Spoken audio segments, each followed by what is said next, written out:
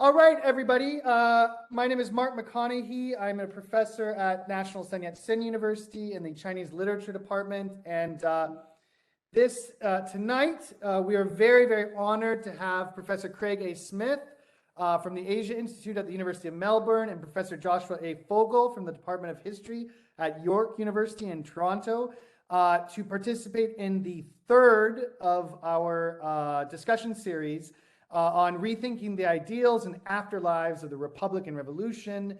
And tonight we will be talking about and thinking about SunYat-sen, Pan-Asianism in Taiwan, inspirations and alliances for a colonized island. And so I am the MC for this evening, and I will introduce our two speakers, and then our speakers will have about 20 to 25 minutes, depending on how long they want to go, to talk about Pan-Asianism in any way they kind of want to address the topic, and then we'll just have a conversation. And really, this whole series has really just been about getting people together, getting scholars from all over the world, historians, political scientists, even literary scholars, to just kind of think again, maybe rethink the Republic, but from different perspectives. So on last month, on the 7th of last month, we had a really interesting discussion called the ROC as Common Project, a discussion on the Republic and Taiwan. So how we think about the Republic of China and its relationship to Taiwan.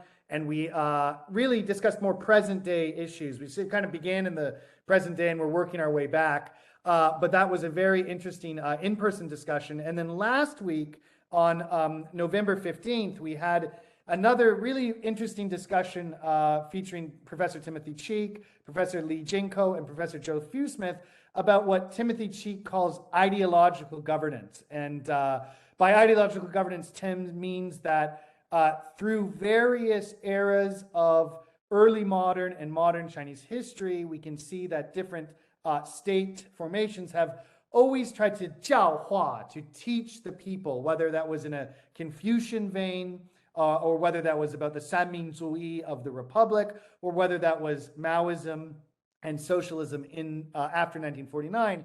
But all modern states have kind of tried to make an educational, ideological claim on the people and to try to mold them. And we try to think about the continuities and differences in this different forms of ideological governance across the Chinese 20th century. And tonight, we shift a bit our attention to placing the Republic of China and Taiwan within not just the perspective of Chinese history, but indeed of Asia, and to think about the question of Pan-Asianism and what that meant for the ROC, for Sun Yat-sen, for Taiwan, all of the above. And we really have two really amazing speakers this evening, two experts indeed on Pan-Asianism. Our first speaker tonight will be Craig A. Smith. He is a lecturer in translation studies in the Asia Institute at the University of Melbourne, and he studies 20th century intellectual history as well as contemporary Chinese intellectual thought. And he is the author, just published last year, I believe, in 2021, of Chinese Asianism, 1894 to 1945. This is a monograph on Harvard University Press. We would love to do a book launch about this book. Well, maybe in February, Craig can come down to Kaohsiung and talk about the book. I'm sure he'll talk about it this evening. But really, this work is examining how Chinese intellectuals understood what East Asian solidarity, or what East Asia meant in these crucial years, 1894, from the late Qing to the collapse of the empire, to the emergence of the Republic, and then, of course, all the way through to the Sino-Japanese War, which ends in 1945. And Craig tells this really fascinating story about, how in the midst of this cataclysmic changes with the destruction of an empire, the emergence of a republic, how discourses about Asianism and indeed Pan-Asianism, what those discourses meant during these years, how this discourse was appropriated by different intellectuals for different ends, and indeed the complex relationship between nationalism and transnationalism during this time. So we're very honored to have Craig help us think about Pan-Asianism precisely during these years. And I think we're all really looking forward to Craig's talk. And of course, other than this wonderful monograph, Craig has also, he's an active translator, teaching and working in the field of translation. And in 2020, he published, along with Jonathan Henshaw and Norman Smith, Translating the Occupation, the Japanese Invasion of China in 1931 to 45, translated key texts to help us understand precisely the years of the Sino-Japanese War, and of course, how such a war complicated the idea of a pan-Asian identity or a Asian co-prosperity sphere, as it will. So we're very honored to have Craig here. And our second speaker tonight is Professor Josh Fogel. He is the Canada Research Chair in the History of Modern China at York University, and he is a leading scholar in the field of Sino-Japanese relations. And we were absolutely honored to have Josh here with us because Josh has spent his scholarly career thinking about this complicated relationship between China and Japan, not just in the 20th century, not just in the 19th century, but indeed from the 14th century onward, so from the early modern period onward. And of course, Josh's published works are extensive. If I went through all of them, we would be here all night, indeed. But I'll just go through a number of highlights. His recent work is from 2022, Sino-Japanese Reflections, Literary and Cultural Interaction Between China and Japan in Early Modernity. In 2014, this is a book I'm really fond of. I remember going to Josh's book launch and buying it, which is about the maiden voyage, the Shinzamaru, and the creation of modern Sino-Japanese relations. Essentially, this expedition that the Japanese government launched to Shanghai. They sent a number of officials and intellectuals to Shanghai in, I believe, the 1860s. Josh can correct me if I'm wrong, but to try to understand just exactly how to think about the oncoming or the increasing impinges of Western imperialism in East Asia and modernity and modernization. And it's really, really interesting examination of an important point in Sino-Japanese relations. But of course, Josh has published many, many more works. In 2009, he published a book entitled Articulating the Sinosphere, Sino-Japanese Relations in Space and Time. And this notion of the Sinosphere is one that I really, really like. It's one that I teach on to think about whether we're talking about China or mainland China or Taiwan, to think about a larger cultural, intellectual sphere embedded in and through kanji, Chinese characters, discourses of Confucianism, shared intellectual and cultural practices, but of course one that was always changing, always dynamic, always complicated between these two countries. And Josh himself is an active translator, both in Chinese and in Japanese. Most recently, he worked with Professor Cheek and Professor Owenby, David Owenby, to publish Voices from the Chinese Century, Public Intellectual Debate from Contemporary China, where they translated the works of leading Chinese intellectuals. And I was honored to be invited to participate in that translation initiative as a young graduate student who was in Toronto and just doing his work. And I got an email from Josh one day that said, "Do you want to go for coffee?" And he invited me out to Vancouver, and that was where I met Craig, where I met Tim, and where we had a really great week. I still remember that week, a really special time, particularly when you think about COVID and the way the whole world has been isolated from one another for the last 3 years. And it was once as early as 2015, easy to, work with colleagues and sit down in a room with colleagues from all over the world, including mainland China. So there are many, many more works that we can introduce, but in the interest of time, Josh will speak second. And of course, Josh, with such an extensive career thinking about Sino-Japanese relations, I'm sure Josh will help us understand Pan-Asianism in a long-term historical perspective. So I will stop my PowerPoint, and without further ado, I will turn our time over to Craig. And Craig, you can just go for as long as you want. As long as I want, okay. Be careful what you wish keep track for. of time then. Let me share cannot share content. I will let you share content. Thank you. As the host.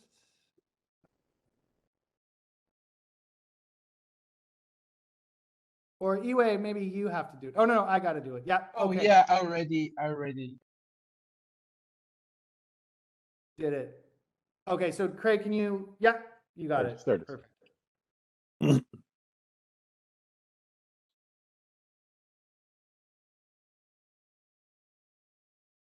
Oh, and Craig, your mic.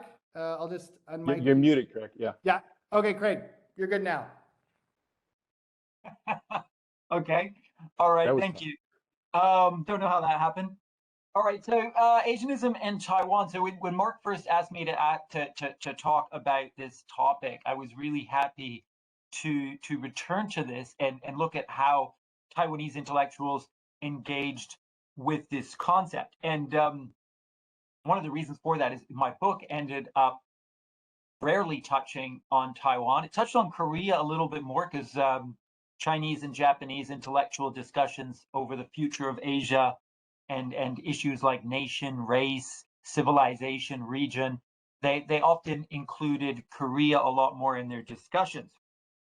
But the truth is, this book originally grew out of a study on Taiwan's new literature movement. So I did my master's degree in Taiwan literature, and that's how I ended up with the topic of, oddly enough, of Chinese Asianism.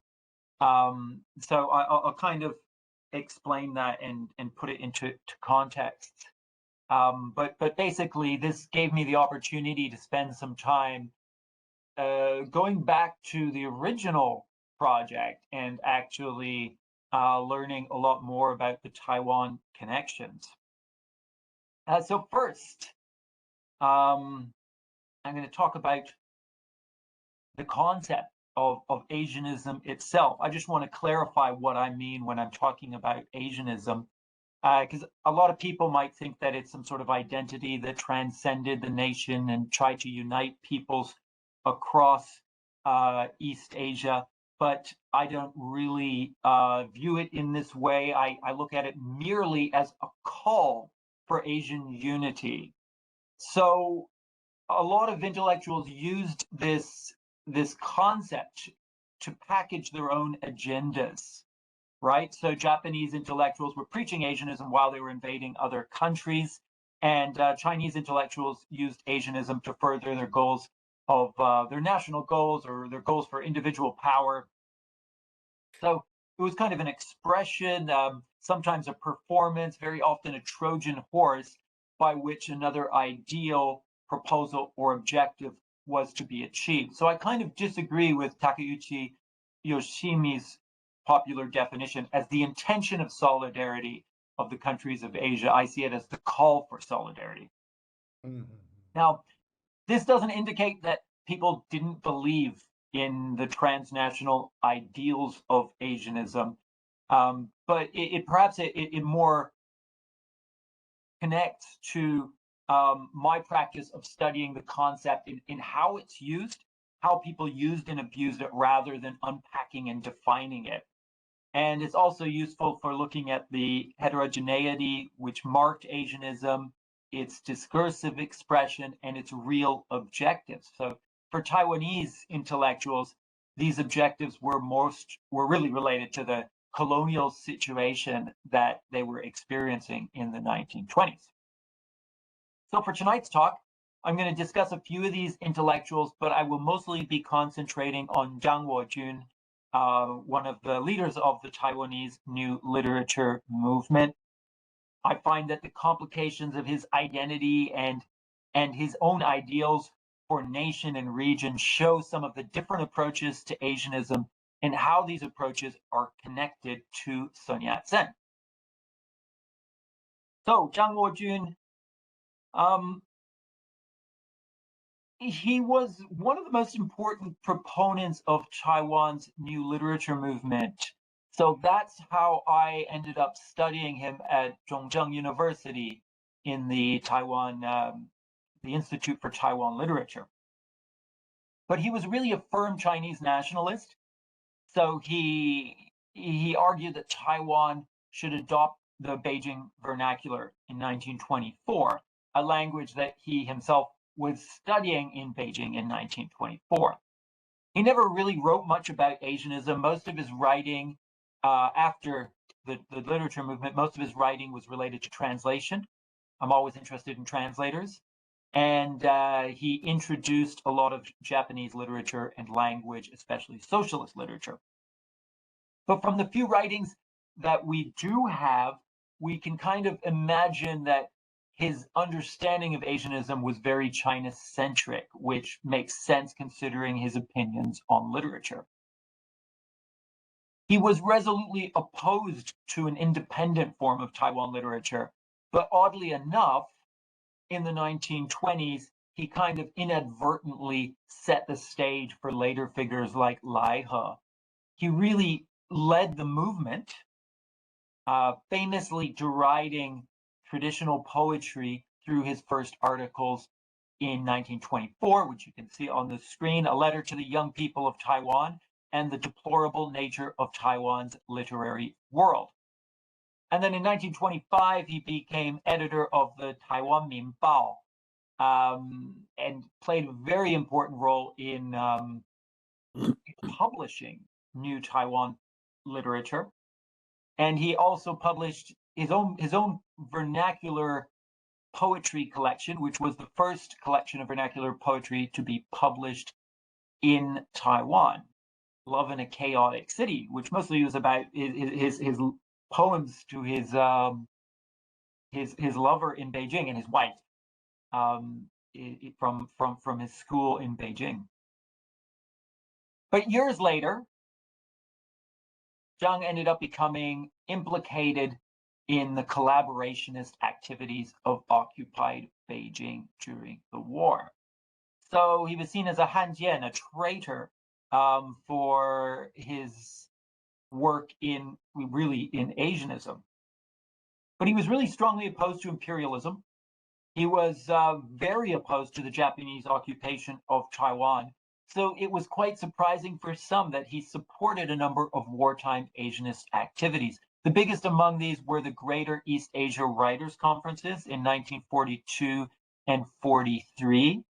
The conferences were organized by the Japanese Literary Patriotic Association, and they were intended to unite the literatures of East Asia, concentrating on the four countries. That's China, Manchukuo, Mongolia, and Japan, which, of course, at that time was seen to include Korea and Taiwan.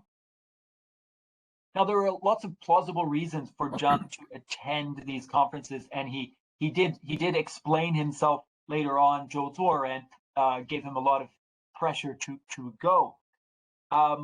So these shouldn't be considered indications of collaboration. But he did write some interesting things. So after the 1943 conference, he wrote a short piece to declare his support. This was titled Destroy British and American Literature. The picture on the right, by the way, is a statuette of him in Banqiao at the school that he went to. East Asia is for East Asians, and for East Asia, all East Asians must use the totality of their power to defeat Britain and America. We cannot place the responsibility all on Japan, leaving it to be the lone country involved. In this world of East Asia lie the tombs of our ancestors. It is here that we were born, and here that we grew into adults. All nationalities of all countries must consolidate the entirety of their strength and face Britain and America. The final victory must fall to our generation. So, now this article appeared in occupied China. It's obviously a complicated and problematic article. Like any text under occupation, it remains suspect. It could have been written under duress, or Zhang could have written it to appease the local authorities. One academic, Zhang Quan, has compared it to similar pieces by other attendees, arguing that Zhang Wojun's short article is more abstract and much further from reality. But I find that it wasn't entirely out of touch with the reality of his life. It was very critical of China's allies, Britain and America, but Zhang was always critical of imperialism, and it did not fawn over the Japanese government. The only thing that I can identify that Zhang Quan might have seen as far from reality was one line supporting Wang Jingwei, which he might have been coerced to do or might not.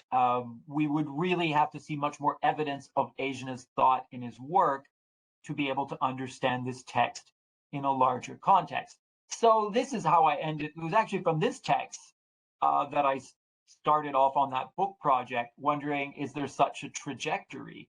But I very quickly abandoned Zhang Wojun. So I never included this text in the book and never talked about it. Now, maybe we can't find a clear trajectory in Zhang Wojun's writings. He was a complicated person. He had a strong love for Japanese literature and wrote about it all the time. Beyond his many articles and introductions to Japanese literature, he wrote very little. But we do find a short tribute to SunYat-sen on his death in 1925. The three principles of the people have not yet been realized. China's revolution has not yet succeeded. The Great Asian Alliance has not yet been achieved. Now, remember, in 1924, Asianism was suddenly very popular in the urban centers of China. There were Asianist organizations popping up in large cities such as Beijing, Shanghai, and Guangzhou. That's really what I was looking at in my book. So Asianism was most popular in China in the years from 1924 to 1930. And for many urban intellectuals in China, Asianism was connected to Sun Yat-sen's three principles. This was actually something the Kuomintang were actively pushing at the time. Hu Hanmin and Dai Jitao made it clear that Great Asianism was the international extension of the three principles. They promoted this idea in newspapers and journals. So Sun Yat-sen was really the key to this. Now, November 28, 1924, Sun Yat-sen made his famous Great Asianism speech in Kobe.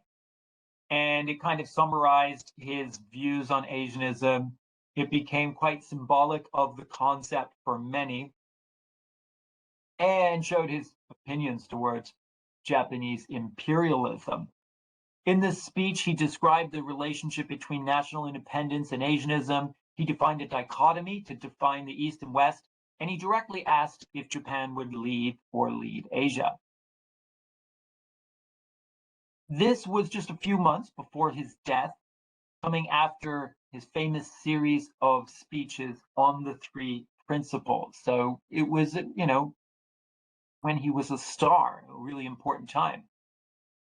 And also, it came at a time when East Asians were discussing a shared victimhood and numerous possibilities for a united response. This was when the United States had enacted the Asian Exclusion Act. It actually came into law in May 26, 1924, as part of the Immigration Act.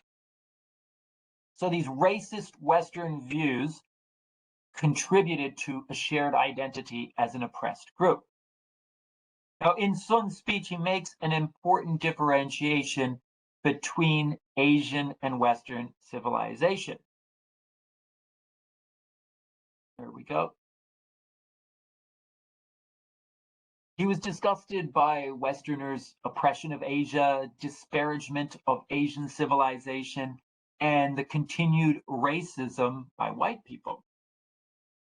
Asianists had connected race and civilization throughout the decades before this, but Sun Yat-sen added something new, and this was in his dichotomy of West versus East. He introduced what's been translated as the rule of might, Ba Dao, and the rule of right, Wang Dao, sometimes translated as the way of the hegemon and the kingly way. So the way of the hegemon, of course, is the West. and the kingly way as the East. So this was an argument that he emphasized as an important part of the three principles earlier in 1924. It returns to a popular Confucian discourse to designate the East as moral and the West as hegemonic. It's very standard Orientalist dichotomy. It had been popularized by many before, including Tagore. And for Sun Yat-sen, it really became a more political manifestation of this dichotomy that was usually about the West being focused on the material and the East being focused on the moral. Although Sun Yat-sen also makes that clear in his speech.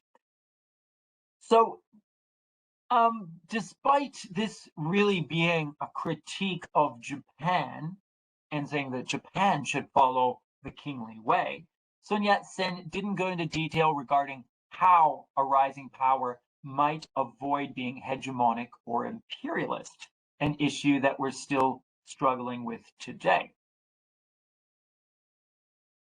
Now, this speech was very, very important, very popular, reprinted everywhere, so there were reactions all around Asia and even around the world. Most people jumped to the idea that Sun Yat-sen was foretelling the political unity of East Asia under an anti-imperialist rule that would provide a counter to Western imperialism. In Taiwan, the idea of Asian nations united together wasn't entirely new. Although Taiwanese intellectuals didn't really join in when Chinese and Japanese were talking about these issues during World War I, by the early 1920s, the idea had made it into popular Taiwanese journals. And at least one intellectual had a very different take on it. Oh, we're going to skip that. Chen Fung Yu was a well-known advocate of Taiwanese autonomy. He was a poet and important for this study. He was one of the founders of probably Taiwan's most popular journal during the 1920s, the Taiwan Minbao. In 1923, he advocated a form of federalism that would allow for the autonomy of nations within the empire. He called his plan friendly federalism, 有联主义.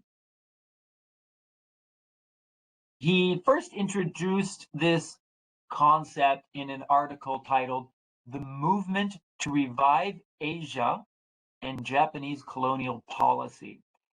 And ostensibly, his discussion of friendly federation was to offer a reasonable alternative for Japan's population problems.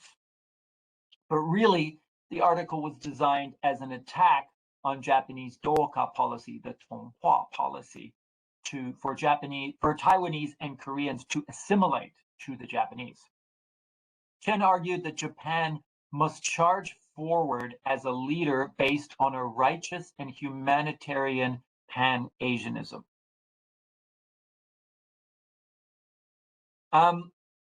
This righteous and humanitarian behavior had to begin with Japan's actions towards its colonies, Korea, and Taiwan. So he cites loads of Japanese intellectuals and argued against the feasibility of the Doka policy, instead claiming that the nations should be allowed and encouraged cultural particularities under systems of autonomy. Now, this article was published 4 months before Sun Yat-sen's speech, so it shows the existing discourse was already in place in Taiwan. Of course, after Sun Yat-sen's speech, there were many, many more articles. A Taiwanese researcher, Zhao Xunda, has already provided a thorough analysis of the reception of Sun Yat-sen's speeches in Taiwan, his speech on Asianism, sorry. Now, Zhao mostly concentrated on the Taiwan Minbao, noting that the editors were publishing Asianist editorials and reprinting Japanese Asianist articles in 1924 and 1925. For example, after the United States passes the Asian Immigration Act in 1924, the editors of the Minbao released an article titled "An Opportunity to Unite the Nations of Asia," attacking racist immigration policies, but also indicating that Japan should act with benevolence to other Asian countries. It states, "We believe that the practice of the Japanese Exclusion Act in the United States is an opportunity for us to unite the nations of Asia and a perfect opportunity for Japan to become the leader of Asia." Of course, there were many buts after this, and it was also used to critique Japan. We saw many similar articles in 1925 with titles such as "Uniting the Asian Nations" and "Our Hopes for SunYat-sen." Now, this is where Zhao Xunda's work came together with my own research. I was reading his details on these Taiwan Minbao articles when I suddenly remembered the editor-in-chief of the journal in 1925 was none other than Zhang Wojun. So he came back to Taiwan to serve as the editor for a brief time for the entirety of 1925. And it was during this time that we see the first examples of his Asianist writing, interestingly enough. Of course, he was working with Chen Fung Yu. So this serves as an important step towards answering my question: can we discover an Asianist trajectory over the course of Zhang Wojun's career? But I don't really have a simple or powerful conclusion to this talk. There was no defined form of Asianism in Taiwan, just as there was not one kind of Asianism in China or Japan. However, the Taiwanese use of Asianism is interesting.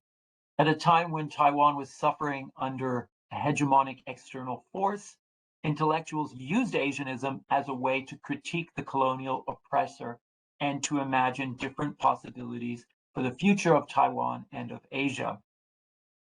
It's no surprise that the discourse of the oppressor can be appropriated and used as a weapon. But what is it used for now?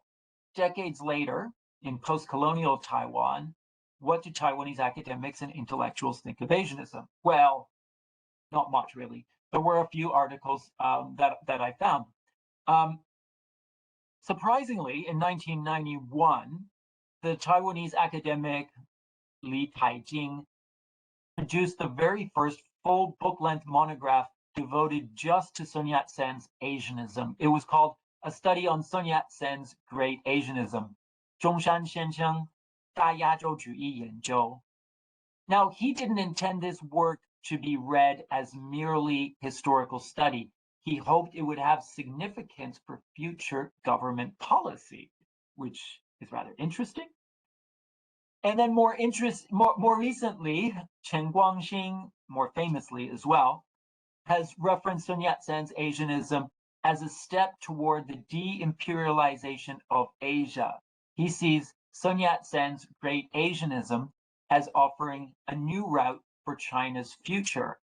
These ideals would, this is a quote, "These ideals would serve as a reflexive mechanism to challenge the scenario in which the Chinese empire is pitted against the American one, in what would surely be a disastrous reproduction of the imperial desire." Of course, during the Second World War, Sun Yat-sen's Asianism was appropriated in order to facilitate and apologize for such an imperial desire. Yet, like Takeuchi Yoshimi, Chen has adopted Sun Yat-sen's ideas of Asianism as an anti-imperialist concept. Of course, Chen Guangxing writes quite a bit about the southbound policy in Taiwan. So very interesting connections to Taiwan government today. Now, I'm going to end with this very simple thought that the content of Asianism and perhaps other so-called ideologies is often not as important as the context in which it is expressed. And I'm going to stop here. Thank you so much, Craig. Wow, what a stimulating talk. Really, really wonderful stuff. I have lots of questions and there's lots of interesting threads that we can work through.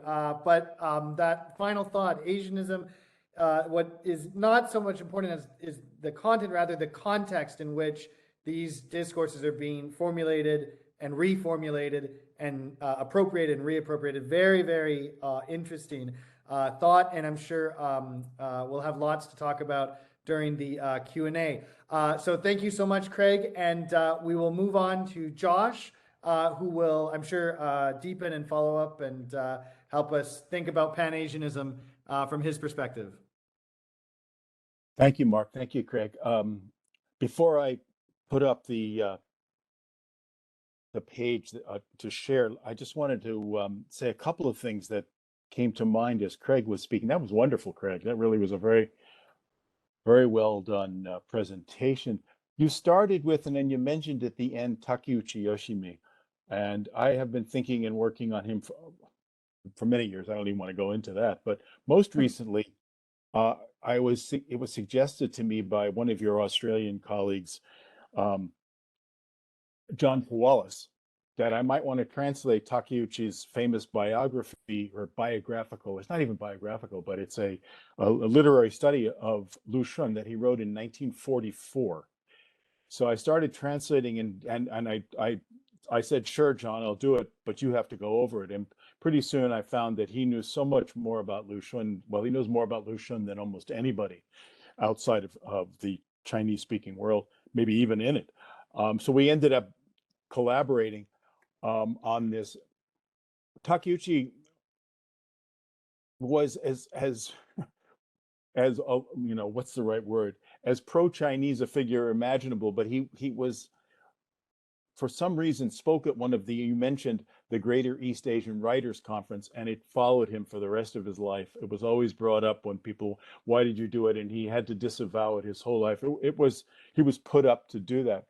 But in this piece, the reason I'm mentioning all this is that in this essay, it's kind of a long essay or a short book on Lu Xun. He mentions that his hero, his idea of a true hero, he doesn't use that term, was SunYat-sen. And it's funny because, you know, most of my earlier career, SunYat-sen, at least in the Western-speaking world, or perhaps anywhere outside of the Chinese-speaking world, is thought of as a, you know, kind of unimportant ultimately.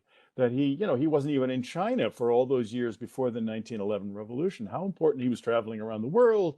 He was persona non grata, of course, in China. It wasn't like he was avoiding it for fun and games.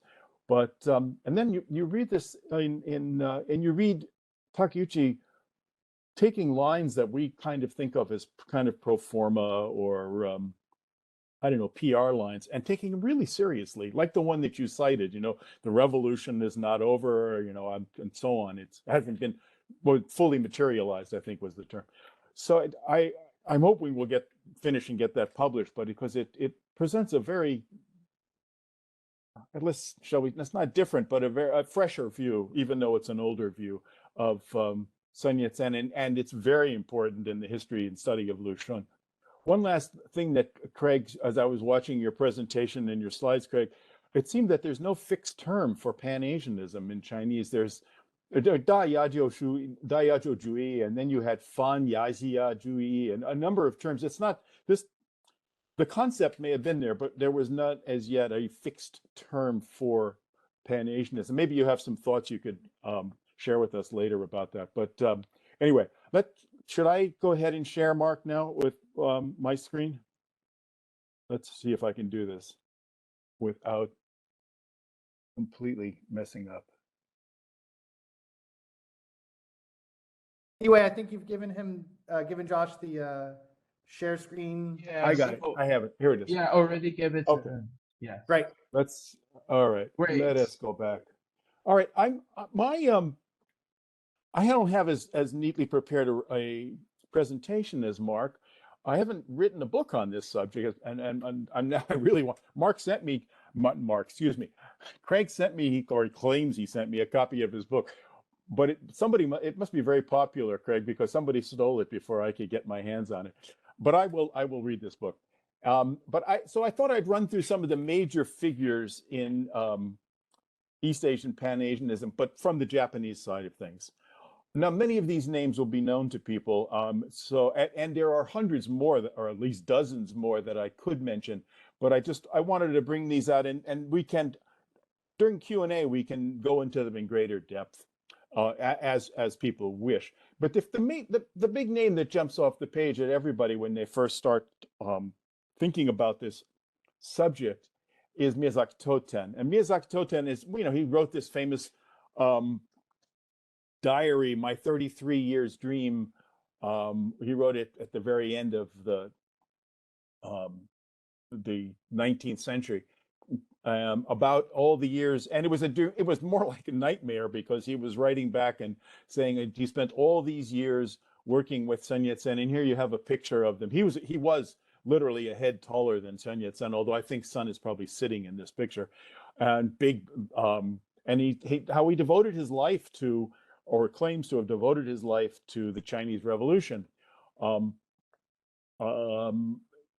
This diary, by the way, I'm sure there are Chinese translations, but as you can see here, there's an English translation that Marius Jansen and Eto Shinkichi did, probably 30 odd years ago. And I urge you to, if you're interested in the topic, to read it, because the original is very hard to read.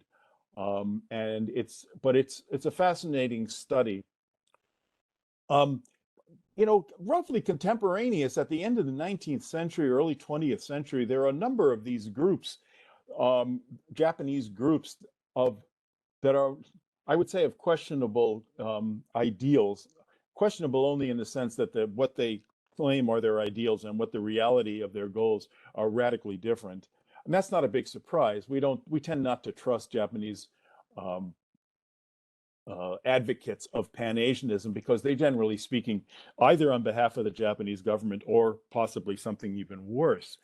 But several of these groups, and here I'm going to give you some pictures and names, are quite well known. The Kokuryukai, which is often mistranslated as the Black Dragon. That's the wrong Koku. I'm sorry. That should be black, not Hei and not Guo. I'm sorry about that. It's not the Black. This is the Amur River Society, because this is a Manchurian-based group, and Uchida Ryohei was their founder.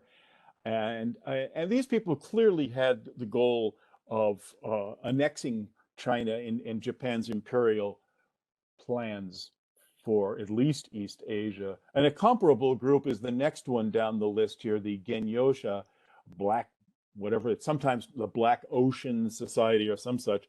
Toyama Mitsuru is the figure. This is Toyama when he was much younger. There are pictures. You can go online and find pictures of him at various ages. And he died during World War II. And the whole group are often known as, the last name on this page you'll see here, Taiku Ronin, or often translated as mainland adventurers. Mainland, definitely. Ronin are not really adventurers so much, and it's a throwback term, because there were no Ronin, because there were no more samurai after 1871. But people still continued to live in those ideals for a very long time. And these are masterless samurai, right? These are people who have, for one reason or another, either their domains, back when they actually really existed in the Edo period, who their domain had been dissolved, or their leader, the daimyo, had died or committed suicide or something, and they were off on their own, and tended to be dangerous. And you can see there the very term itself. These are floating people. So when the Taiku Ronin adopted this name for themselves, that's how they were seen as well. And you hear the term Ronin used a lot. There's that, I don't know if those of you who have studied in Japan know about Daigaku Ronin, or university Ronin. These are people who didn't pass the examination to get into university and kind of floating between high school and university. That's a much more happy version of that term. But let's come down here. Now we're going to get to some really odious creatures who were involved in Pan-Asian activities of one kind or another. Kodama Yoshio, as you can see, lived a very long life.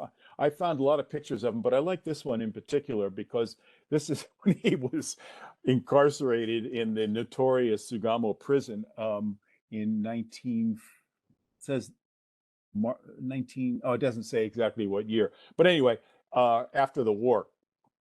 And he lived well, as you can see, and reemerged from his not hiding, but he had kind of disappeared from public view and reemerged in the early 1980s and making his right-wing dangerous kinds of claims. And if you go back and look in the New York Times at that time, you'll see a letter to the editor from Marius Jansen saying, ladies and gentlemen, let me introduce you to the real Kodama Yoshio. He is a scoundrel. He's a dangerous person. And to his great credit, Marius did that when he did. The next name there is perhaps a little less known name. Okawa Shumei doesn't even look Japanese in that, doesn't look Asian at all, though he definitely was, believe me. And he had very stark views about Japan's desire to conquer the Asian region. And then during, he underwent a number of volte-faces. He changed his views radically, several times, by the way. And this is a nice picture of him. I was looking for another picture, and there's one you can see online. If it doesn't have to look very far, of him with an American soldier standing behind him when he's on trial after the war during the various trials. But then he has a volte-face and decides that democracy is okay. Some people get away with this somehow, and he managed. And as you can see, he lived to be. Well, not in 71's not that long, but he lived into the 1950s in any event. A Buddhist, and he used a lot of I don't know how much he believed anything that he said, but there he is. One more interesting figure, and this will be the last one I talk about today, is the next name. He's somewhat earlier. Tadui Tokichi is not well known. And he wrote this piece in the very first years. I guess it came out, I forget exactly when, but it would be early in the Republic, called the Daito Gapporon, which is usually translated something like this, Treatise on the Union of the Great East. Well, what's interesting here is that Gappo, or the Daito, the Great East, is Japan and Korea. We often forget, Craig mentioned this several times, but that Pan-Asianism isn't just China and Japan. It often includes Korea, and indeed, by this time, Korea is now a colony of Japan. And he argues that the two should unite and form this great union, or whatever it is. The late Professor Minduki of Seoul National University, he passed away some years ago. He was truly a great scholar. He was the one who brought this text to light and wrote several pieces about it. He says two things about it that are important. There are a lot of things, but the two things. First is that it's very thin cover for Japanese imperialism. It has all the right language, but it's clearly a rationale for Japan's continued colonization of the Korean peninsula. But he says that at some point, after we achieve this great union, maybe the Chinese would like to join in too and make it a tripartite. And what's interesting about that is not that it's obviously a form of Japanese imperialism, is that somehow Kang Youwei got his hands on this, and there must have been a Chinese translation or a Chinese translator for him, and kind of liked it. He sort of thought there might be something in that, not something in it for China in the terms of Japan controlling all of East Asia, but that the Chinese might have a role to play, or that a Pan-Asianism that involved the three countries of East and Northeast Asia, that China could have, or even something more sinister, which I don't want to go into right now. But nonetheless, it had greater appeal than you might think on first glance. One country that is often considered part of the Sinosphere, but doesn't figure very much in our discussions, at least not today, is Vietnam, partly because Vietnam had already been conquered and colonized by the French, far back into the 1880s. But there were plenty of Vietnamese intellectuals traveling around in Japan and China. Ho Chi Minh was in China, in South China, indeed, knew Chinese quite well, and we're toying with all sorts of similar kinds of unities and getting help, but not necessarily getting completely swallowed up in a relationship of one kind or another. I think I will end my comments here, and would be happy to, entertain questions or discussion points as people wish. Thank you.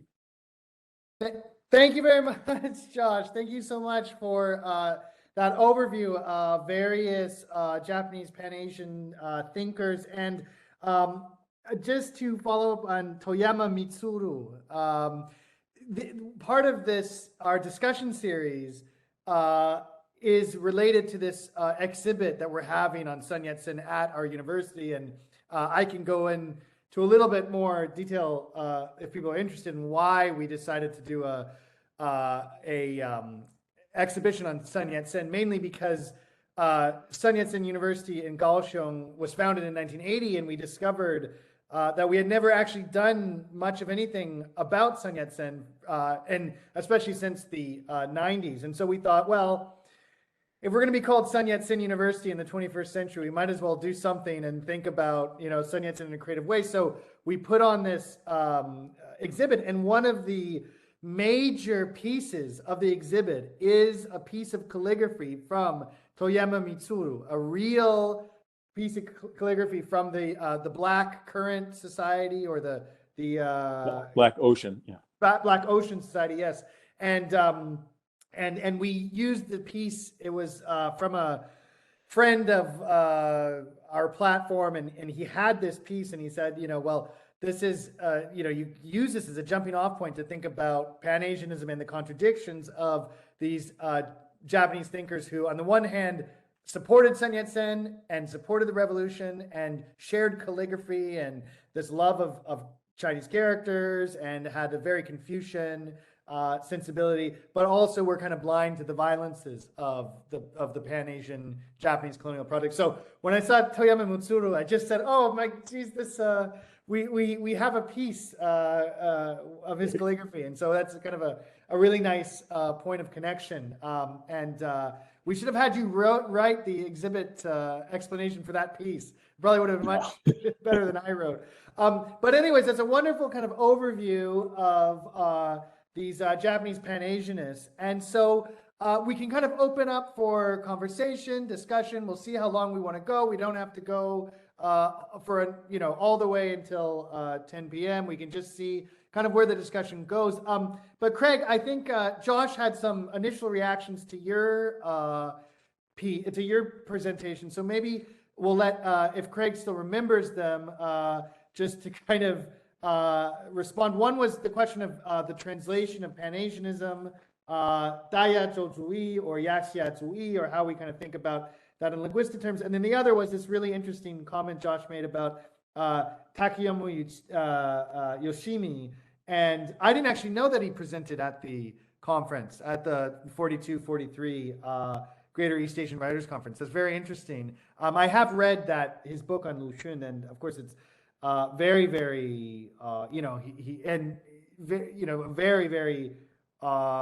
he was inspired in many ways by Lu Xun's and his attempt to think through modernity for China. But so one question would be on Takeuchis Yoshimi, and then also his words of praise for Sun Yat-sen, which I have some thoughts on as well. But I'll let Craig just kind of run with it. Okay. Yeah, thanks, Mark. Josh, that was really interesting. Loads of things to discuss now. So first, Takeuchis Yoshimi's study of Lu Xun. That's fantastic. That you're going to be translating it, right? It's done. It's done. Yeah. Oh, it's done John is doing the final read through, and then we'll submit it someplace. Yeah. That's great. Is that where the China's method is originally discussed? No, that's late. China's method comes later. Okay. Okay. Anyway, I'm always amazed when I've looked up Takeuchi's stuff before and found that not enough of it is translated and it's too difficult. That's right. That's the problem. Yeah, so I'm glad that you're tackling that stuff. So the term Asianism. So yeah, I use the word Asianism because I feel like it's a little bit more inclusive and it drops a lot of the baggage that Pan-Asianism has. But as you said, there wasn't a standard usage, and people kept trying to reinvent it. So they kept changing it for various reasons. And I think Takeuchi did that as well. So he used Ajiashuki, right? Asianism. I think so, yeah. Yeah, so he tried to avoid the Pan of the pre-war, but he wasn't the first person in Japan to do that. There were a lot of people that used the term before, and people throw a shin in front of it in Japanese or Chinese. There's shin Asianism, new Asianism, and there was even new Asianism at one point. So there was quite a lot, and in China, I think when Sun Yat-sen's speech first came out, it was published as Dayashi Juyi and immediately changed in other publications to Dayazhou Juyi. But in earlier speeches Sun Yat-sen made, he often said Dayashi Juyi, or even back in 1913, which was when he first started talking about it, he used Dayashi Juyi, the ism of Asia. Ism, So there's been quite a lot, and a lot of earlier Japanese academics thought that the term Pan-Asianism came in from the West in 1913 as part of like Yellow Peril kind of discussions that, everybody in Asia is uniting against the West. And there were a lot of writings in American newspapers in 1913, and they were translated into Japanese as Han Ajiashuki, so as Pan-Asianism. But then it turned out there were earlier discussions in China that used Da. They used Great Asianism. So it was published in places like the Minli Bao in Shanghai in 1912. There were a few discussions of what Asianism might mean. So yeah, it's some people try and say, oh, this term means this and this term means this, but to be honest, they were all used so many different ways by so many different people that I just stick with Asianism as more general. Okay. Should I start the questions for Josh, or do we want to open it to the floor? No, I think we can do one round of, yeah, Craig, definitely. Yeah. Okay. Miyazaki Toten. I'd like to know what you really think about him, because he's always kind of seen as one of the good guys, as supporting the Chinese Revolution, from the Chinese perspective. But I read my 33 Years Dream, and there was one part in it that really jumped out at me as kind of symbolizing the Japanese dreams of Asianism. He wakes up from a dream and he said, I had this amazing dream where I'm riding into China on a white horse and all the Chinese people are following me. And I thought, wow, that captures it. And he seemed oblivious to what he was writing. Well, let's be frank here. There are moments in my 33 Years Dream where you really have to question his sanity. How many people decide, and this, perhaps, the world was different in the late 19th century, obviously. 150 years ago, everything was different. But still, who wake up one morning and decide, well, I think I'll devote my life to the Chinese Revolution, right? I'll do that. And Sun Yat-sen, and then, I'll go meet Sun Yat-sen, the leader. Yeah.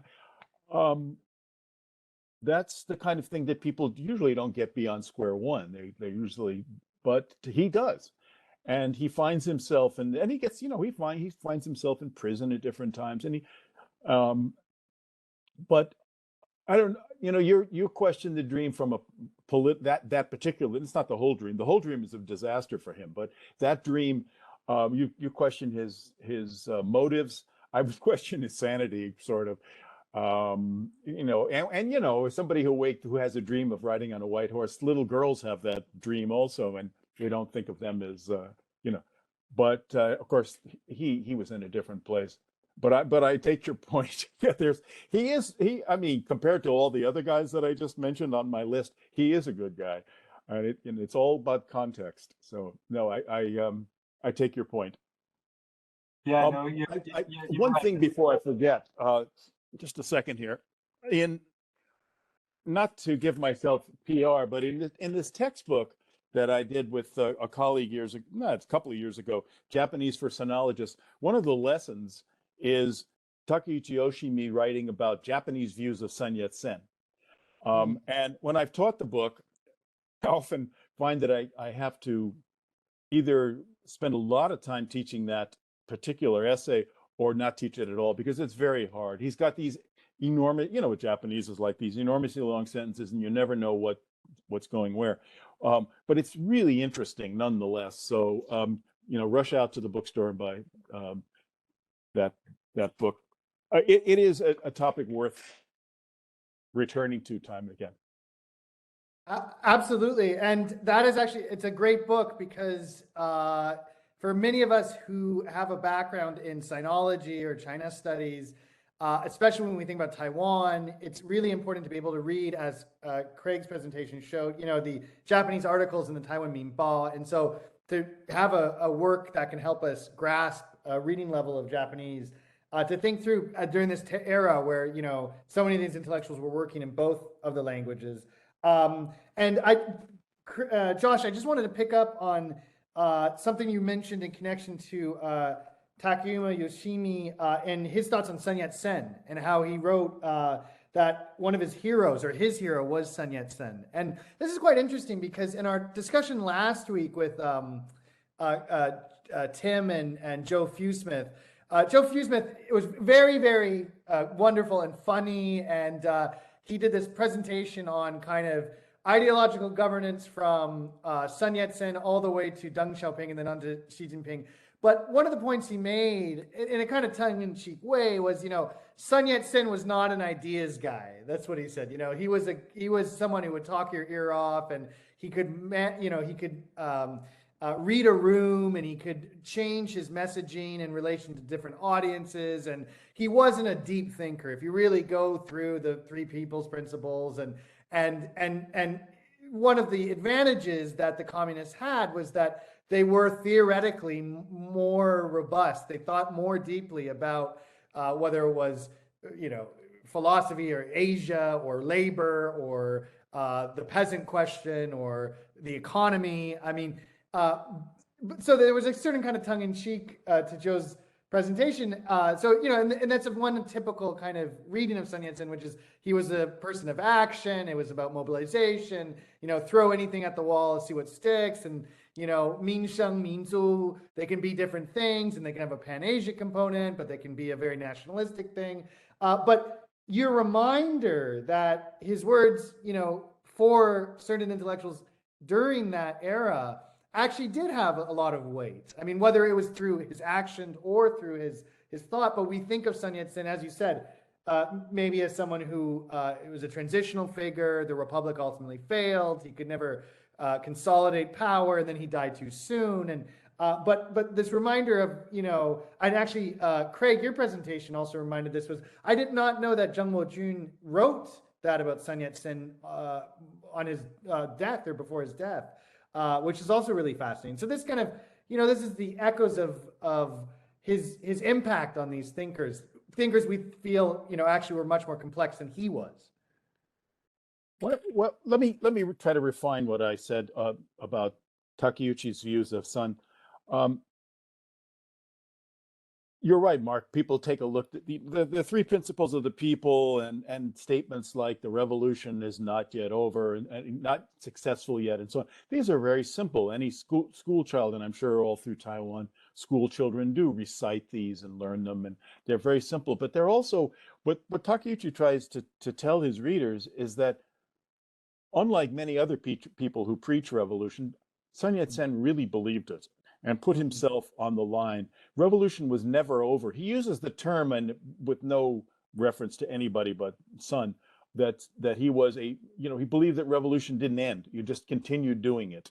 And it went on, and you didn't say one day, as they did on October the 1st, 1949, the revolution is, is over, whatever. It's successful. No, for Sun Yat-sen, it wasn't. It wasn't that there was violence constantly, but that you don't stop trying to renew things and make them better.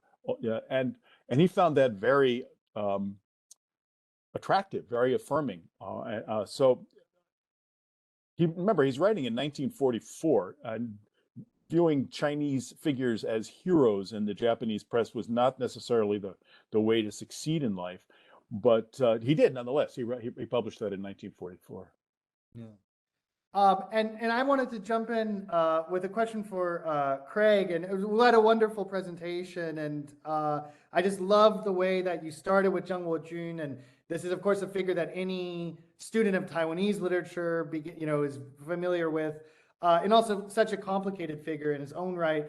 But then thinking about, well, was there a Pan-Asian trajectory, and then to have that as a kind of jumping off point to think about this larger question of how Taiwanese intellectuals using or in the Minbao during the 1920s, how they reacted to Pan-Asian discourse, how they appropriated. And if I understood your presentation, I mean, one of the things that I think really struck me was that in some ways, Pan-Asianism for Taiwanese intellectuals, or at least the articles that you read, it was a way by praising the Japanese vision of a kind of united Asia, they were also at the same time critiquing Japanese colonialism, right? So they can read, I mean, they have to use this language of Pan-Asianism, but what they're doing is calling for a more to critique the violence of the colonial project itself. So it's kind of this complicated thing, because on the one hand they have to say, well, yes, we could have a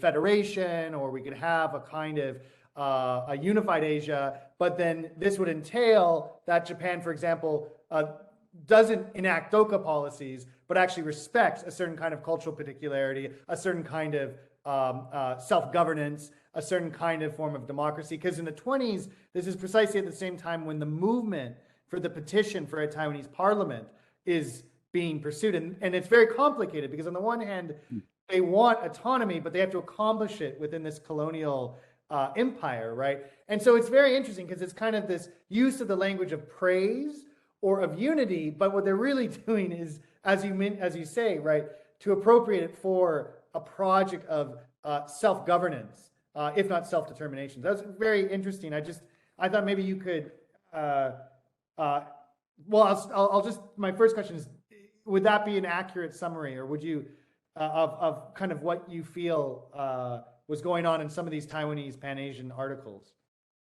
Well, so first, the way this article, I've constructed it, which isn't really an article yet, it's more about my my own sense of discovery. It's written, really as I kind of went through things, and so that's why it doesn't follow a temporal framework in any way. Right. It kind of bounces back and forth as I make discoveries and draw the connections. So the Zhang Wojun part actually goes back to when I was 15 years ago. Really, it goes back quite far for when I first started studying him. And then the Taiwan Minbao stuff is much more recent. Yeah. Now, yeah. So, yeah, you're kind of right, Mark. That it's that's what I'm trying to say. But I don't think that it was that they didn't really believe in Asianism necessarily. But I think when they saw the ideas of Asianism proposed, which were not, by the way, official Japanese government propositions in any way in the 1920s. This was actually, Japanese Asianism in the 1920s was really opposed to the Japanese government. So it wasn't trying to pander to the Japanese government, but a lot of the ideas were coming from Japan, and a lot of the ideas were coming from China. And when Taiwanese intellectuals saw it, they said, hey, yeah, we can get behind this. But this is what we want out of it. So as you say, the movement for a parliament, Chen Fung Yu was one of the big pushers for that movement. And for him, Asianism was one possible way of going in that direction. But also, it wasn't just Taiwan and it wasn't just East Asia. This was a zeitgeist of internationalism at the time, right? The Third International was doing great, the League of Nations. This is actually when you start having things like Pan-Africanism is first raised as well. And in Europe, in 1920, you have the book Europa. Is it Europa? I think it's called Europa, written by Coudenhove Calgary. If you ever look at a textbook on the history of the European Union, page 1 starts in 1920 with the publication of this book, Europa. So in the 1920s, everyone around the world is starting to go, hey, this nation thing, it's not going to last. We're all going to get together. And so Taiwanese intellectuals were kind of a few years behind in getting on this bandwagon.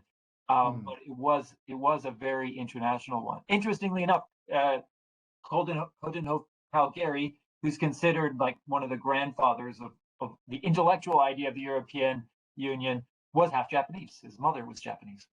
Oh. He was raised in Japan, and his first language was Japanese. Is not also the very beginning of the League of Nations too, right? It is, yes, exactly. Yeah. 1919, yeah. Yeah, absolutely. Those are all good points, Greg. Yeah, and Craig, I wanted to just follow up on a point, because I mean, this is all really educational for me. But the Pan-Asianist discourses were coming from Japan and China at this time, but they were opposed to Japanese government policy. You just mentioned. I just wanted to have you follow up on that. So how do you see the relationship between Pan-Asianist discourses from Japan and Japanese government policy in the 20s? That might be something. That's an interesting.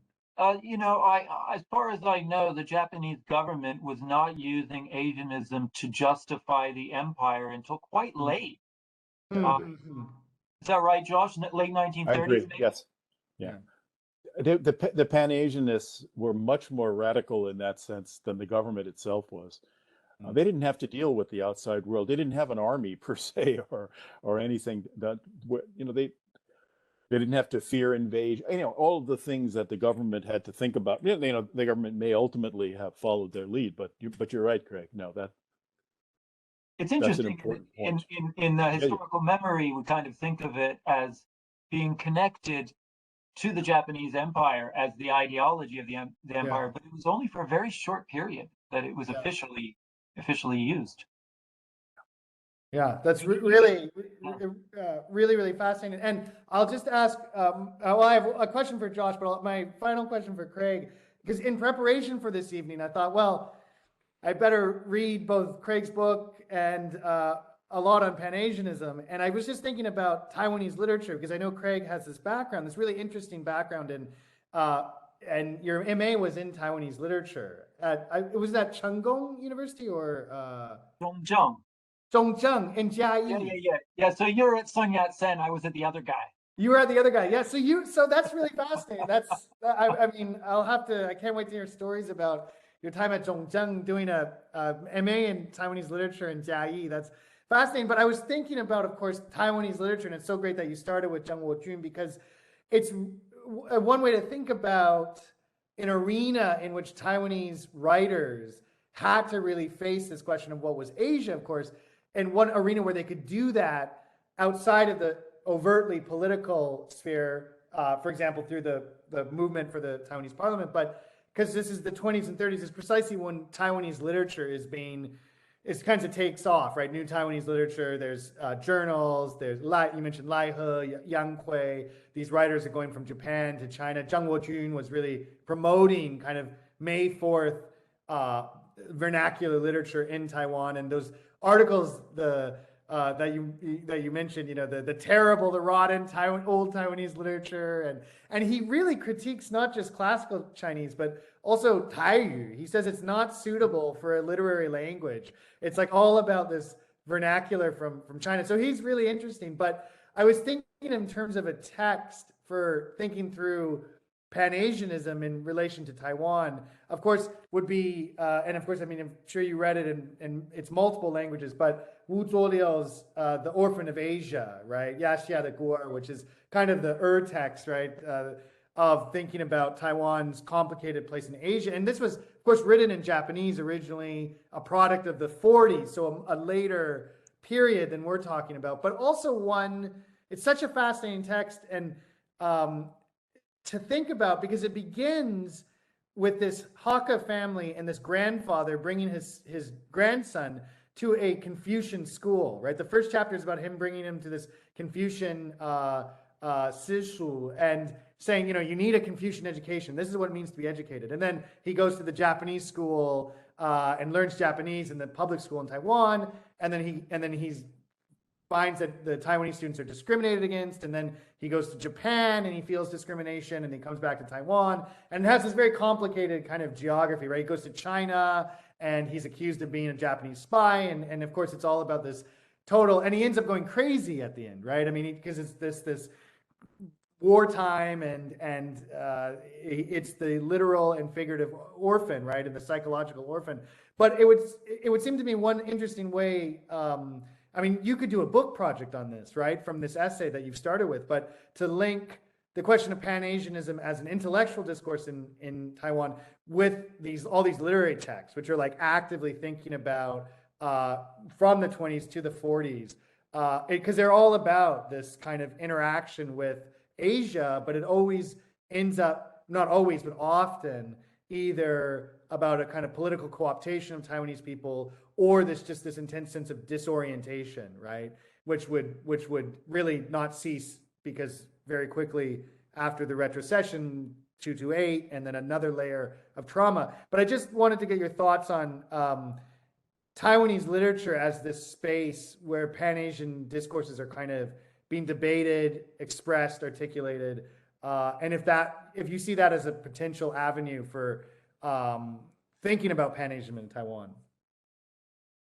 I don't know if it's if we want to strictly say that's Asianism, but it's obviously an overlapping discourse in that Wu Zuoliu and actually many writers, from the 1920s, you said, to the 1940s, but even to today, people have been writing about Taiwan's position in Asia and how it relates to other countries.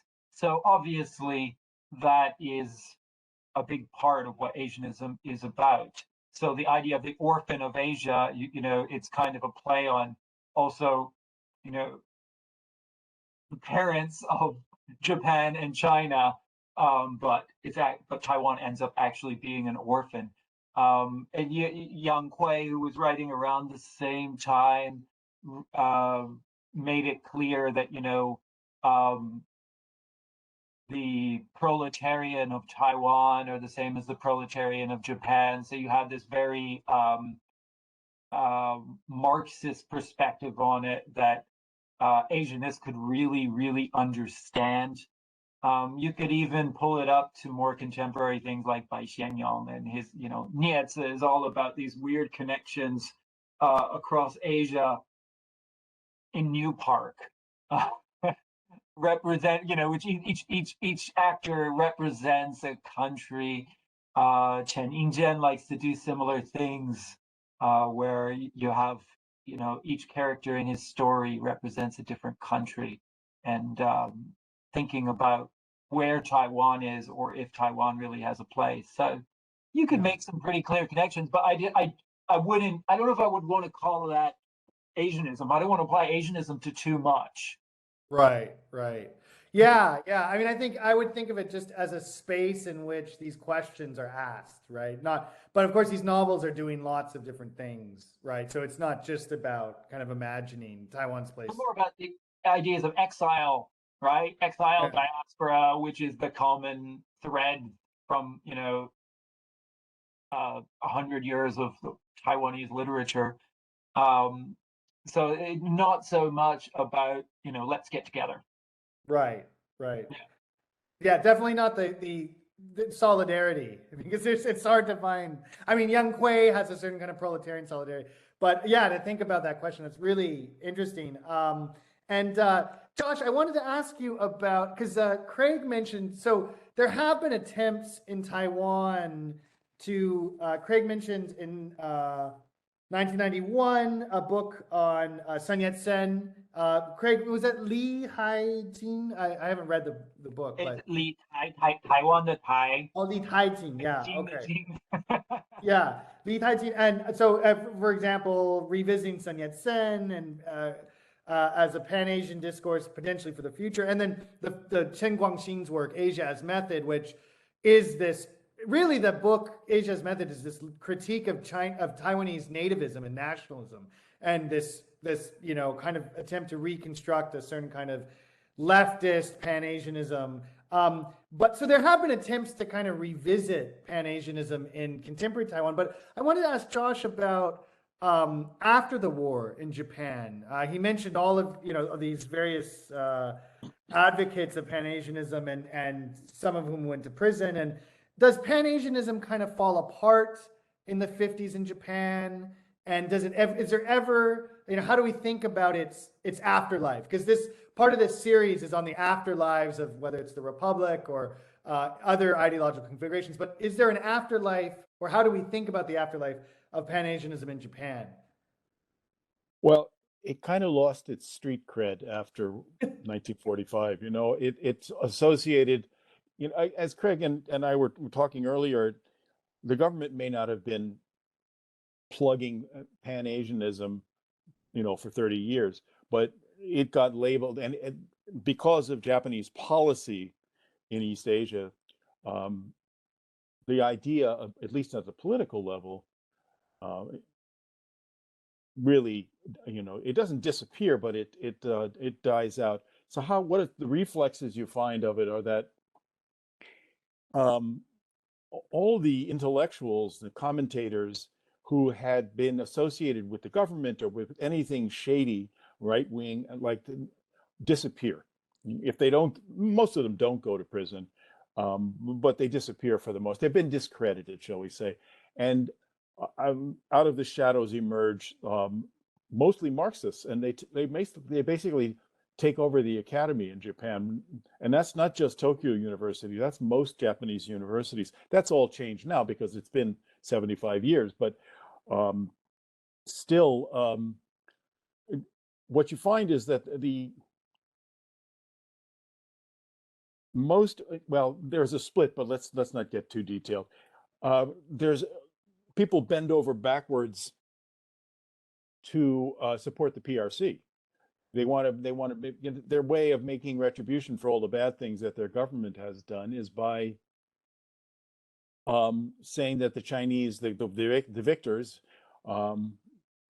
were the good guys, and so you get that all changed during the Cultural Revolution. It didn't all change, but there was a split among the leftists in Japan, in the universities as well. Roughly at the time of the Sino-Soviet split, and the Japan Communist Party went with the Soviets, and most academics continued to support everything that was going on in the PRC. There's an undercurrent about which I'm sure Craig knows more than I, of those who have studied Taiwan, but most Japanese scholars did not go and spend time in Taiwan unless they were linguists or something.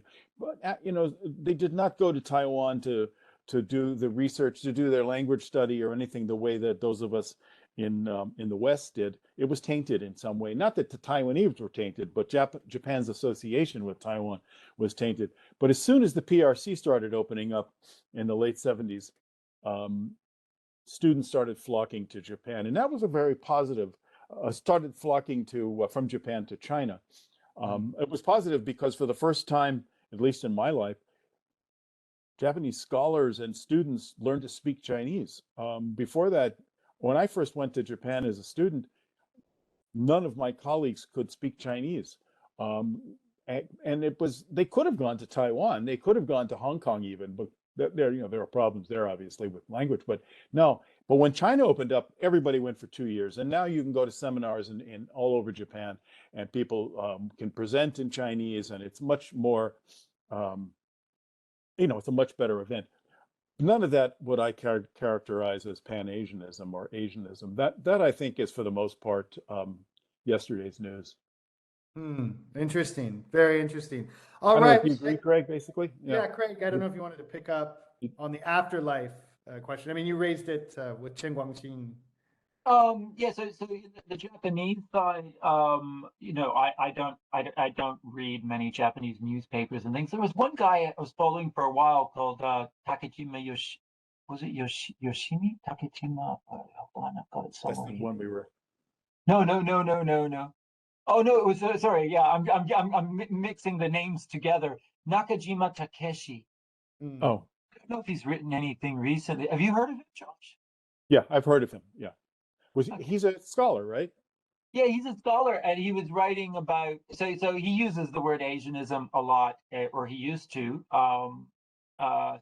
He studied Indians, so it's interesting to kind of move. So India is a really interesting direction to take this in, and it was big in the 1920s. The Chinese academics were really into working with the Indians in Shanghai and Beijing, and so were the Japanese, of course.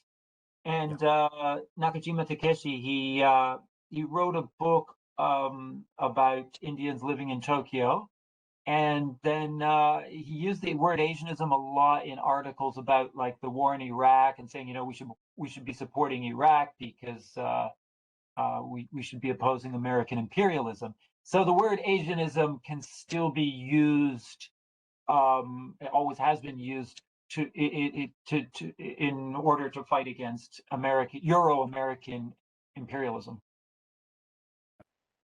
Interesting. And going back to Craig's point about context rather than content when we think about Asians, because it can be appropriated in so many ways, and it's really about the context in which it's being invoked, against which, and to which historical problems. Because speaking of the afterlives of Pan-Asianism, in Taiwan, in contemporary Taiwan, every day we see these physical manifestations of the Japanese experience or the Japanese colonial period. I mean, almost everywhere in Taiwan, the renovation of Japanese colonial era architecture is present, and they become cultural parks. I mean, in Jiayi, in Pingdong, in Kaohsiung, anything associated with the Japanese colonial period is now considered this, aesthetically beautiful kind of non-Chinese cultural heritage in Taiwan. And so it's a renovation, of course, and even Shinto shrines. There's now a number of Shinto shrines that have been kind of renovated, and they're not operational as spiritual sites, but they're kind of these cultural sites, 文化区. And to some degree, I think it's about reflecting on the Japanese colonial period, but it's also about this search for a kind of plural Taiwanese identity where Taiwan can absorb influences from Chinese culture and history, Japanese culture and history, various cultures, and so it's definitely involved the contemporary context of this kind of articulation of a Taiwanese identity that is more than just China, right? That's more than just the old ROC-centric state discourse of kind of the Zhengtong Zhongguo, the real China, the Orthodox China. So that's really interesting, right? So these forms, these physical manifestations of the Japanese Empire are really ubiquitous in Taiwan, partially because they weren't destroyed completely in the past. And even of course, most famously, the presidential palace, right, in Taiwan was built by the Japanese. And so it's just, you have all these interesting overlaps. I don't know, Craig, you must experience this, right? Every time you go into a cool coffee shop, they're all now bookstores and coffee shops. But this is kind of the physical afterlife or reconstruction of this at least built heritage. Yeah, it's interesting because, I spend a lot of time in Korea, and Korea is exactly the opposite, right? So starting in the 1990s, the Koreans started tearing down all the old Japanese architecture, and a lot of it was beautiful, the same architects who built the the Governor General's Palace in Taipei, which is now the Presidential Palace. Built a lot of the buildings in Seoul, and he was one of those that was targeted. They tore down most of his buildings, and they were gorgeous. Taiwan's the opposite, trying to rebuild anything that was damaged and trying to relive this. So it's always been interesting to me, but I understand it. And I guess I understand it as a Canadian. We're all Canadians. So in Canada, there's always this interesting issue when people who want to oppose American imperialism start really loving, well, it used to be the Queen, and maybe now they like the King, and they feel the need to support the British Empire, which is a very, very odd reaction, but it's very human, I suppose. You want to discard one empire, you turn to the other. Right. Maybe that's a negative way of looking at the Japanese or the Taiwanese understanding of Japan, but that's my Canadian perspective on it. To be honest, I love all the old Japanese stuff too. It is beautiful and it's well taken care of in Taiwan. Yeah, and it is part of history, right? So it's like the debate in Taiwan about tearing down they haven't got around to tearing down SunYat-sen. I don't think that's, but the Chiang Kai-shek Memorial, right? Yeah. And the argument is, okay, it's gaudy and it's huge, but it is part of the island's history. So it's a question of how you utilize the space. But I think we should open it up to questions. And I know Iwei is online with us, my trusty sidekick and graduate student. And Iwei is a writer and poet in Kaohsiung, director of or one of the editors of an important poetry platform in Taiwan. And anyway, I think we've talked about this in the past, and I don't think we need to go to 10, but maybe 10 more minutes of just open questions. But anyway, this kind of, maybe you want to jump in on this as a young Taiwanese, this reclamation of the buildings of the Japanese colonial era as a way of kind of marking Taiwanese history, and maybe they become spaces for thinking about that very complicated historical era. I don't know if Iwei, you want to jump on that, or you have another question, but feel free. Yeah, I'm just thinking about a question because like Mark, you just mentioned, okay, we have a lot of the Japanese buildings. So I want to mention, like in Kaohsiung, we have a building called Shouyo Yuan. It's Xiao Yao Yuan. It's built by a Japanese explorer, and he travels around Asia, and then he just built a lot of his resorts or residency in all of Asia. So I'm just wondering this kind of because also Fogel, this is the question I want to bring to Fogel. So at first you mentioned there's kind of people called 大陆浪人 in Japanese, like Japanese like travels around the Asia, or maybe different places, and maybe in the northern southern parts of the Russia. So how do you think this kind of the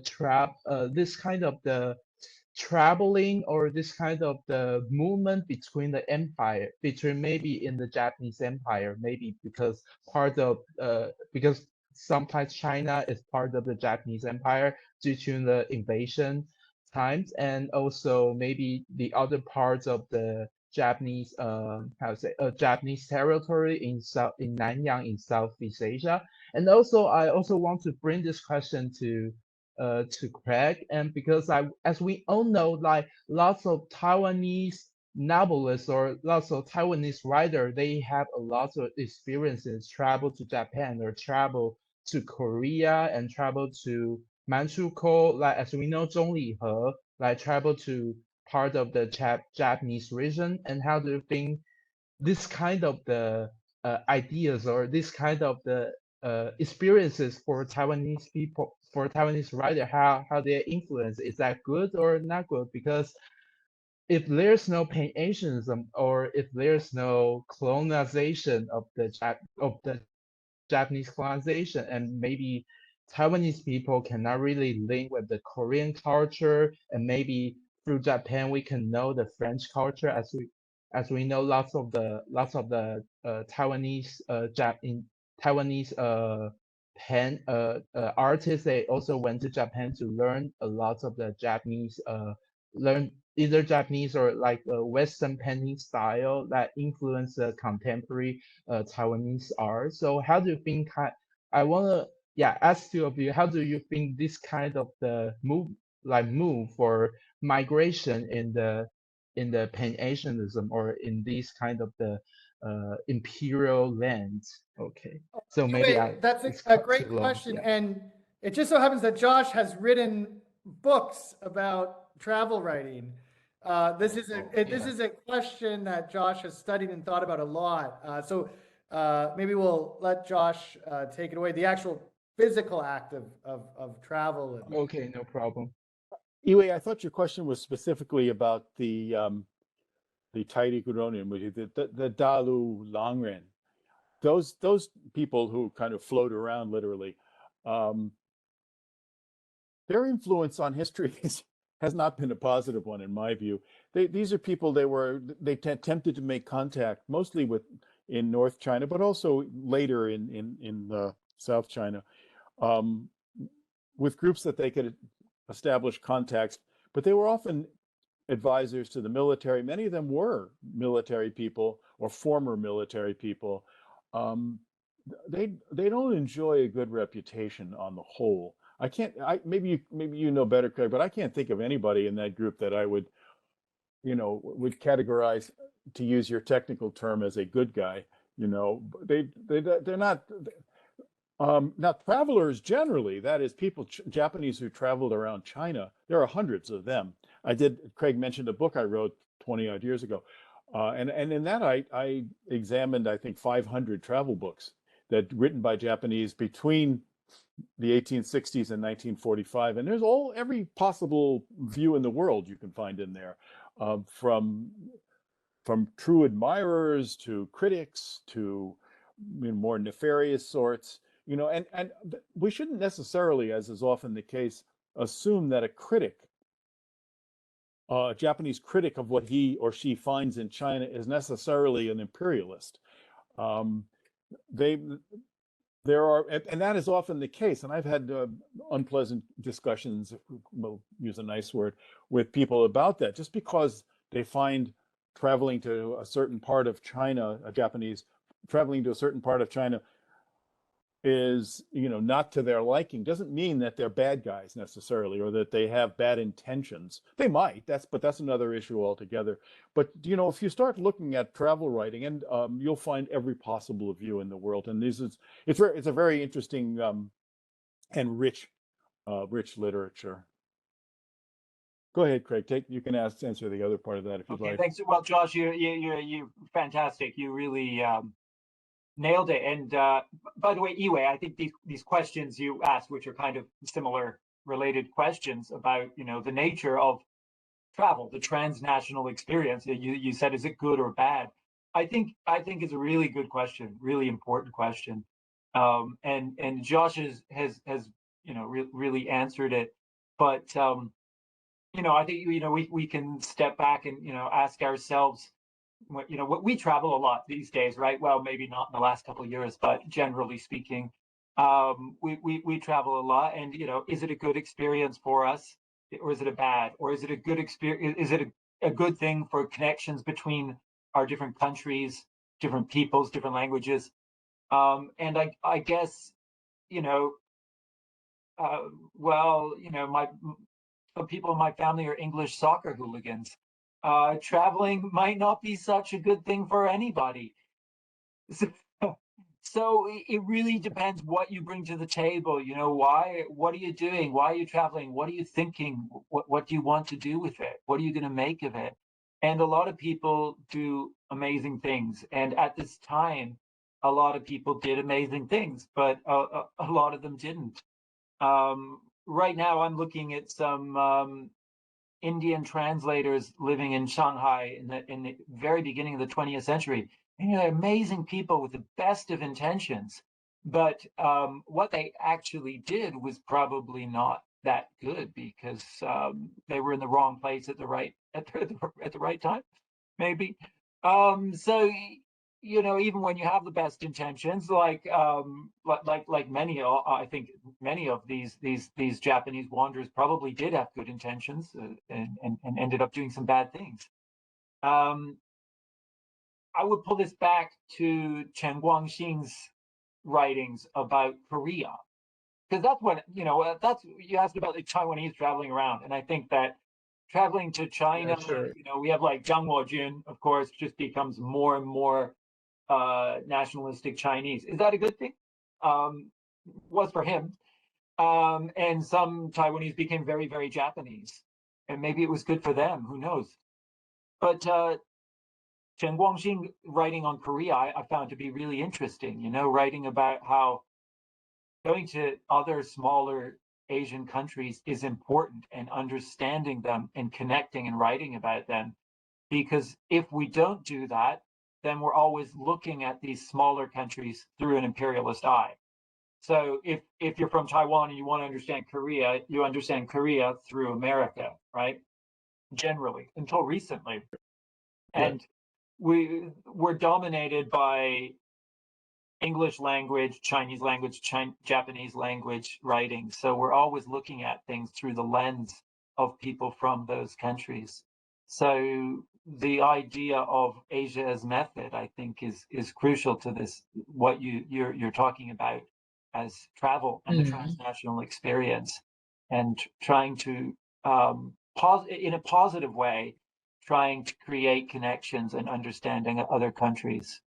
And who am I to say that the Taiwanese authors in the 1920s and 30s and 40s weren't doing that? Maybe they did a lot of good. Wu Zhuoliu, a lot of his writing was based on his life in China, in Nanjing, and he was there. I think he was there in 1937. So he had a lot of pretty traumatic experiences, and managed to create an amazing work of Taiwan literature based on those. I'm not sure. Go ahead.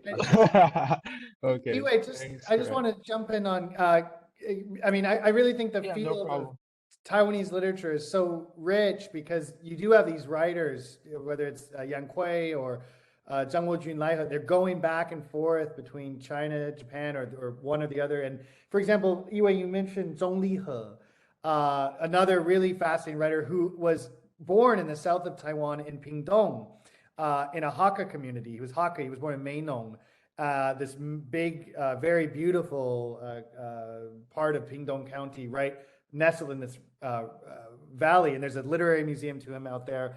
And he's considered, this really, really important writer for a number of reasons, for exploring Hakka culture, Southern Taiwanese culture. But he also spent time in Manchuria, right? And what's quite interesting, right, is he uses the Japanese imperial circuits to travel to Manchuria. And yet, if you look at his writings, he calls China 祖国. He calls China like the motherland, or 祖国, right? And this is just a little story, but last year in Taiwan, there was the celebration of the 400th year history of what was called 六队, the 6 fortresses, which were these 6 Hakka communities in Pingdong County. And these Hakka people rallied together to create a self-defense force that lasted over hundreds of years because of their complicated ethnic relations with Aboriginal peoples, with Minnan peoples.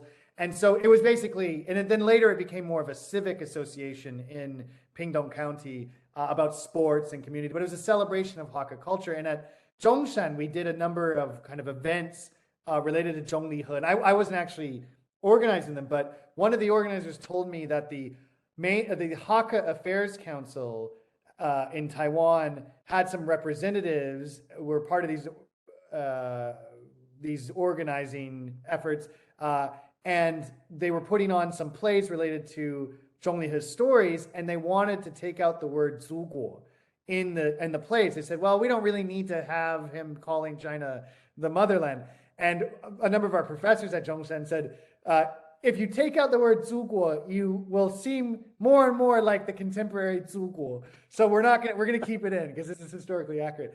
But just to say that Zhong Li He is right, that's really interesting because he's, on the one hand, he had this identity, this kind of identification with China as a certain kind of cultural homeland, but he's also in these imperial networks. So, which is just to reinforce what Craig and Josh were saying, which you get this really fascinating complexity with this question of travel, right? Good, bad, identity, multiple identities, non-identification, multiple identifications. Very, very interesting. I just wanted to add that little story about Zhong Li He because Yue, you mentioned Zhong Li He. Yeah, sure. Yeah, thanks for Craig and Josh. All right. Well, we have about 8 minutes left, but it's so it does. I wanted to open up the floor. I don't know if anybody online wants to take a stab. You can 当然可以讲中文，英文、中文都可以。我们线上的朋友跟台湾，我们知道现在很晚，台湾的学生都很优秀，但是有时候很害羞，因为可以这样讲吗？有时候很害羞，可以，对啊，大家都比较客气。比较客气，对，比较客气。Yeah, 没有错。All right. Well, I think if there's no questions, I'll check in the chat. If there's no questions, or maybe I can also ask another questions. Yes, Yue, use the opportunity. Yeah. That's what I did as a grad student. I always ask questions. You ask Josh. Yeah. Definitely he did. I know. So actually, I'm also thinking about Pan-Asianism, like because currently, like we have there's another something like that. It's called like Mar has worked for a long time. It's 新天下主义, and in old times we have 华夷 or 天下. And how, but how, why Pan-Asianism it didn't work at the end, but 天下主义 or 天下, this kind of concept has been rooted in this East Asian territory for a long time, but still exists today. So what's the difference between the Pan-Asianism and 天下, this concept? So maybe that's save the best for last. Because we translated 新天下主义 together many years ago now. We're all getting so years are passing. It's funny that you should mention that because when we just started the project that Mark mentioned at the beginning, I was assigned to translate this. I don't even remember who the author was, Mark, but it was about 天下主义, 天下this, that. I translated this thing. And then my co-editor forgot and said, Mark, would you like to translate? Yeah. So we had two translations. It's 天下 is the whole world. I mean, it's not just Asia, right? I mean, anything under the sky is the world.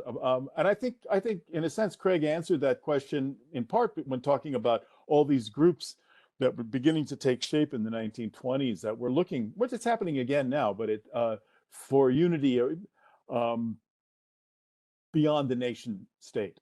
The nation state's it's been around not that long, but it's kind of a myth too. I mean, and it's now we have the European Union, which is doing okay, and very NATO, and there was when I was a child. Do you remember SEATO, Southeast Asian Treaty Organization? And then there, what did you mention, Craig? Pan-Africanism, but there was also Pan-Islam movement, which both of those are not as strong. So there's an impulse towards this. What's that? The Pan-German movement. Oh yes, there is that too. Yes.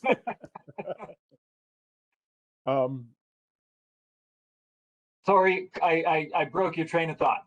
No, there is no such thing as my train of thought, so don't worry about that. I don't know if Craig wants to take a stab at the new 天下 question. Yeah. Well, not really. I think that as Josh said, 天下 is more global. And when you talk about Asianism, nobody really knew how to define Asia. So for a lot of the people in East Asia, it was just Asia. And then the Indians were like, hey, what about us? And a lot of people, when they wrote about Asianism, they're like, we're gonna go from Turkey to Japan and get everybody together. And you think, why? Because somebody came up with this word Asia as being everything east of ancient Greece. Then we all have to work together. We're all one united people. That doesn't make sense. Li Dajiao had a great understanding of this. So Li Dajiao had New Asianism in 1919, right? He wrote a few articles on it, and for him, it was the work towards Tianxia and to Datong, to get the really global Datong. Asianism was just uniting the people of Asia and then uniting the entire world, and it didn't really matter how you did it. Because in the end, we were all working towards a world government, and people in the 1920s believed that you know, the continents were going to get together, and then the world was going to get together, and we'd have a world government. They would be shocked to find out 100 years later we're still stuck in these annoying nation states. And no more so than paradoxically, and in many complex ways, in Taiwan, to be still stuck in a certain kind of nation state, to be unclear about what the future holds. But certainly, yes. Yue, I don't know if that answers your question, but I think that the Tianxia, I think Craig. Yeah, sure. Yeah. It's really great. Yeah. There's one more international group your... that I was reminded of, and that's, of course, the Comintern had the same idea in 1919. They were going to unite the world with a rather different sort of government, but yeah. Absolutely. Yes. It's right in their name, Comintern. Yeah. And I think Yue, the new Tianxia is also rooted, I mean, ironically, because it's about world harmony and about this certain kind of equality, but of course it's also rooted very much in Chinese material and economic power reaching a point where China now has to have a discourse about the world. And I think that was really popular in 2013, 2014, 2015, where, pre-COVID, pre the worst of Xi Jinping, where there was some way of trying to think about cosmopolitanism a la global Confucianism or global Chinese philosophical discourses. So it was behind it, even though it's cosmopolitan and global, but it's very much linked to the rise of a particular nation state and a particular political and economic form. That would be the only thing I would add about Xinjiang. Isn't the whole Belt Road thing designed for the Chinese to take over the world too? And Wang Hui has written about the Belt and Road, and now there's civilizational components to it, and absolutely, I mean, it's been theorized in some as a kind of cosmopolitanism that can emerge from China, as opposed to I guess an American-centered world order. I'd check out of both, yes. Yeah. Well, this has been such a wonderful conversation. We're at our time limit, but this conversation has been recorded. Thanks so much. We can think about how to, we're going to think about how to publish all of these. Either we can create a transcript and then kind of collectively polish the transcript and publish it in a form here in Taiwan, or we can do something more formal, but I think the free-flowing nature of these conversations is really what's important. And Craig, I think if you're here until February 16th, maybe we can create an event with Chen Guangxing, and we can think about revisiting Asia as method, or Asia as method for the post-COVID era, or something like that. And we can kind of build on both Chen's work and your own and put it in a conversation. I don't know Chen Guangxing personally, but I do know some of his colleagues at Tsinghua. So I can't guarantee that we can get him, but we could think about it. Talk. There's lots of things we can do. Yeah, and not just Chen Guangxing. I mean, there's plenty of people. There's a great scholar, Zheng Da. Yue, we invited her 2 years ago. She works in Korea Japanese literature during the colonial period. Yes. Cui Mo-xun. Chen Pei-zhen. Chen Pei-zhen, yeah. But Cui Mo-xun also works on Korean Taiwan literature in the colonial period at Zhengzhi Daxue. Yes, and we can continue I will be inspired by Craig to read more about Zheng Wojun, because I did not know about this late period, I guess, that article that he wrote after that conference. Very fascinating, because I always thought of him as such a Chinese nationalist. His collected works. Well, Yeah. no, he was a Chinese nationalist, and it was in that text too, very clear. Yeah. But then by 43, he's, because of historical context, he articulates that nationalism through a certain kind of Pan-Asianism. Anyways, fascinating stuff. I want to thank Professor Fogel, Professor Smith for supporting our series. And as I said, we will follow up on how to think about publishing this conversation. And I want to thank everybody for being online. I know it's late. And next week, we will finish our series. I will just do a brief plug, if I can.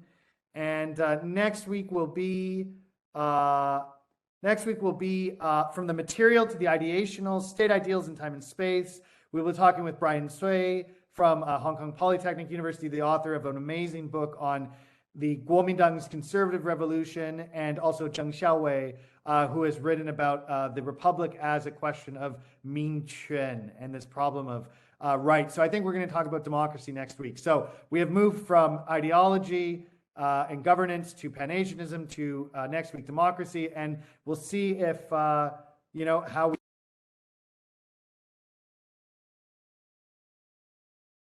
Mark, we lost your voice. Sorry, my warmest thanks to Craig and Josh for supporting us, and we will be in touch. Thank you both so much.